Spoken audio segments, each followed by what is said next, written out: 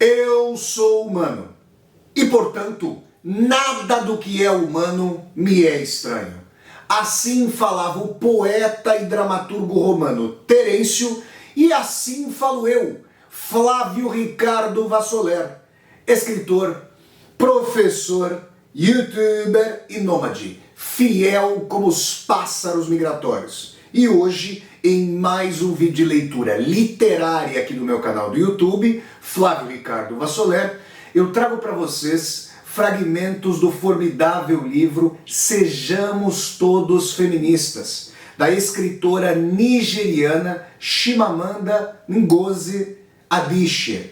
Sem mais então, passemos a palavra à escritora nigeriana Chimamanda Ngozi Adichie para que ela nos narre Sejamos Todos Feministas. Okoloma era um dos meus melhores amigos de infância. Morávamos na mesma rua e ele cuidava de mim como o irmão mais velho. Quando eu gostava de um garoto, pedia a opinião dele. Engraçado e inteligente, usava uma bota de cowboy de bico pontudo. Em dezembro de 2005, ele morreu num acidente de avião, no sudoeste da Nigéria. Até hoje, não sei expressar o que senti. Era uma pessoa com quem eu podia discutir, rir e ter conversas sinceras. E também foi o primeiro a me chamar de feminista. Eu tinha 14 anos. Um dia, na casa dele, nós discutíamos, metralhávamos opiniões imaturas sobre livros que havíamos lido. Não lembro exatamente o teor da conversa, mas eu estava no meio de uma argumentação quando Okolomo olhou para mim e disse: "Sabe de uma coisa? Você é feminista." Não era um elogio. Percebi pelo tom da voz dele. Era como se dissesse: "Você apoia o terrorismo." Não sabia o que a palavra feminista significava. E não queria que Okoloma soubesse que eu não sabia. Então disfarcei e continuei argumentando. A primeira coisa que faria ao chegar em casa seria procurar a palavra no dicionário. Em 2003, escrevi um romance chamado Hibisco Roxo, sobre um homem que, entre outras coisas, batia na mulher. E sua história não acaba lá muito bem. Enquanto eu divulgava o livro na Nigéria, um jornalista, um homem bem intencionado, veio me dar um conselho. Talvez vocês saibam que nigerianos estão sempre prontos a dar conselhos que ninguém pediu. Ele comentou que as pessoas estavam dizendo que meu livro era feminista. Seu conselho, disse, balançando a cabeça com um ar consternado, era que eu nunca me intitulasse feminista, já que as feministas são mulheres infelizes que não conseguem arranjar marido. Então decidi me definir como feminista feliz. Mais tarde, uma professora universitária nigeriana veio me dizer que o feminismo não fazia parte da nossa cultura, que era anti-africano e que, se eu me considerava feminista, era porque havia sido corrompida pelos livros ocidentais. O que achei engraçado, porque passei boa parte da juventude devorando romances que não eram nada feministas. Devo ter lido toda a coleção Água com Açúcar, publicada pela Mills & Boon, antes dos 16 anos. E toda vez que tentava ler os tais livros clássicos sobre feminismo, ficava entediada e mal conseguia terminar. De qualquer forma, já que o feminismo era anti-africano, resolvi me considerar feminista feliz e africana. Depois, uma grande amiga me disse que, se eu era feminista, então devia odiar os homens. Decidi me tornar uma feminista feliz e africana que não odeia os homens e que gosta de usar batom e salto alto para si mesma e não para os homens. É claro que não estou falando sério. Só queria ilustrar como a palavra feminista tem um peso negativo. A feminista odeia os homens, odeia sutiã, odeia a cultura africana, acha que as mulheres devem mandar nos homens. Ela não se pinta, não se depila, está sempre zangada, não tem senso de humor, não usa desodorante. Quando eu estava no primário, em Nsukka, uma cidade universitária no sudeste da Nigéria, no começo do ano letivo, a professora anunciou que iria dar uma prova e quem tirasse a nota mais alta seria o monitor da classe. Ser monitor era muito importante. Ele podia anotar diariamente o nome dos colegas baderneiros, o que por si só já era ter um poder enorme. Além disso, ele podia circular pela sala empunhando uma vara, patrulhando a turma do fundão. É claro que o monitor não podia usar a vara, mas era uma ideia empolgante para uma criança de 9 anos como eu. Eu queria muito ser a monitora da minha classe e tirei a nota mais alta. Mas, para minha surpresa, a professora disse que o monitor seria um menino. Ela havia se esquecido de esclarecer esse ponto. Achou que fosse óbvio. Um garoto tirou a segunda nota mais alta. Ele seria o monitor. O mais interessante é que o menino era uma alma bondosa e doce que não tinha o menor interesse em vigiar a classe com uma vara, que era exatamente o que eu almejava. Mas eu era menina e ele menino, e ele foi escolhido.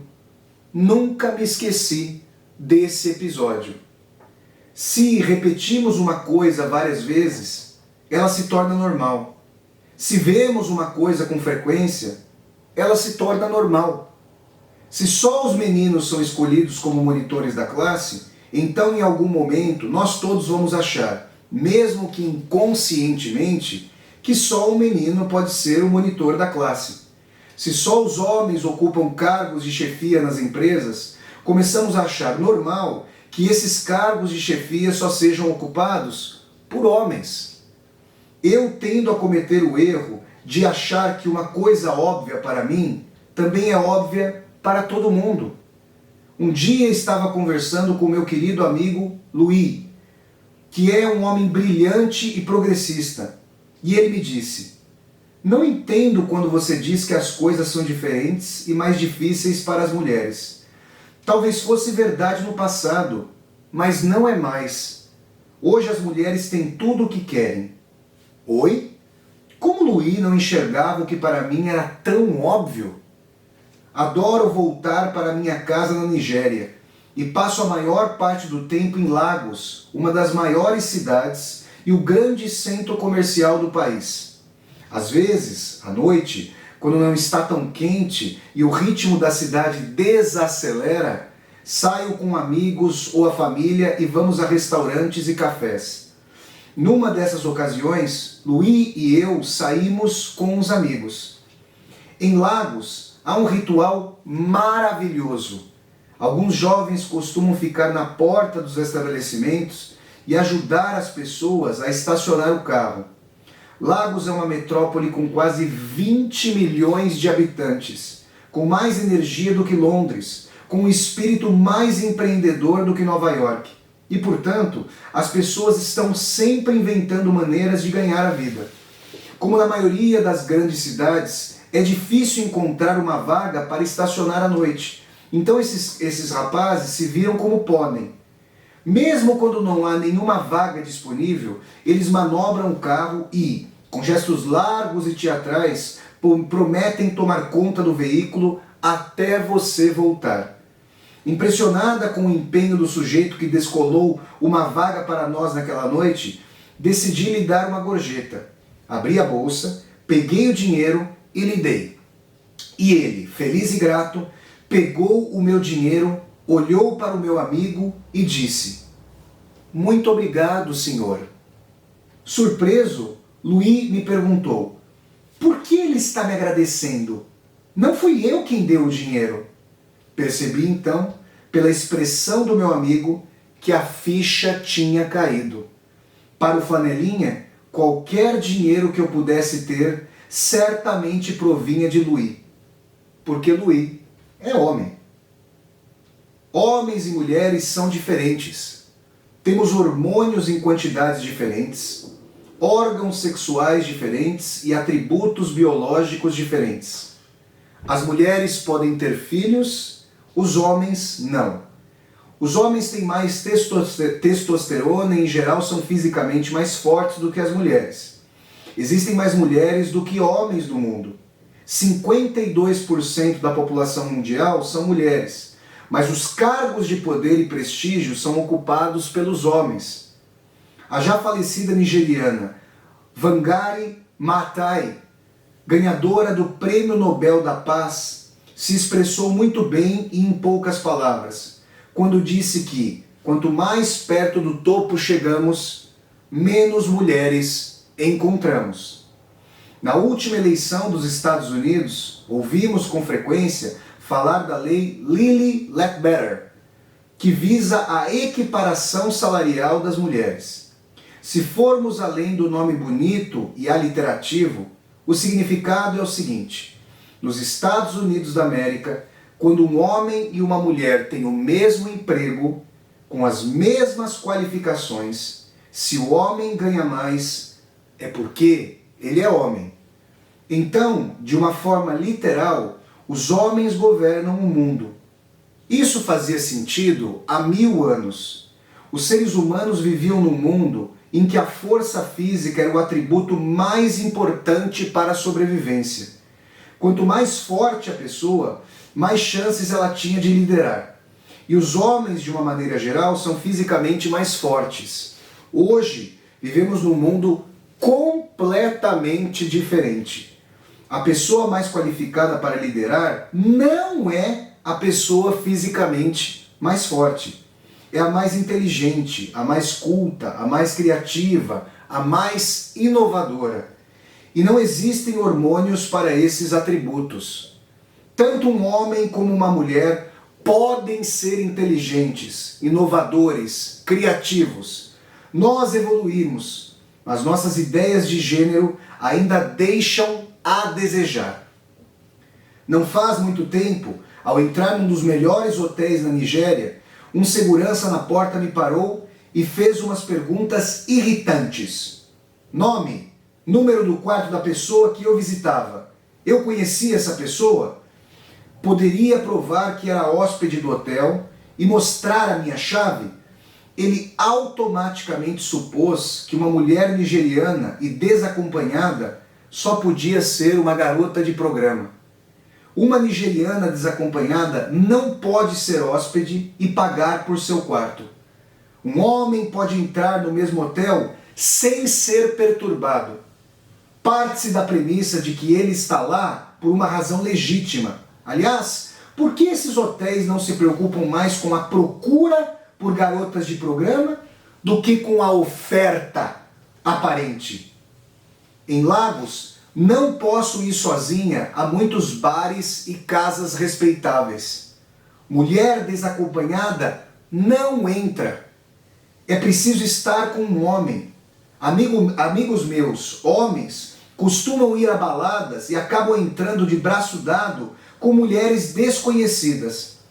A uma mulher desacompanhada só resta pedir ajuda para entrar no recinto.